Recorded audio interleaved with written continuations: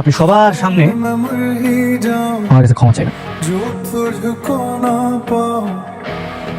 কই মন্ত্রী সাহেব আসেন।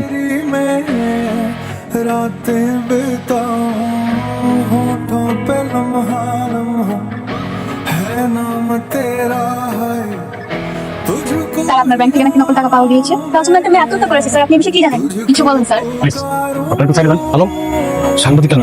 স্যার স্যার, আমি বিষয়টা বুঝতে পারছি না স্যার। আমি আসলে কাউকে খবর দিই, এরা কিভাবে আসলে এখানে সরব স্যার। এই প্লিজ আপনাকে সবাই এদিকে শোনার ব্যবস্থা। এই ক্যামেরা বন্ধ করেন তো ভাই, ক্যামেরা বন্ধ করেন। শোনেন এখানে কনফারেন্স করার মতো কিছু ঘটেনি, তাহলে আপনারা শুধু এখানে কেন গ্যাদারিং করছেন? প্লিজ এটা একটু সরান প্লিজ। আমি কি এতগুলো মানুষের সামনে সরি বলবো? জি, আপনি সবার সামনে আমার কাছে ক্ষমা চাইবেন। এবার মূর্তির মতো দাঁড়িয়ে আছেন কেন? যান, সরি বলুন।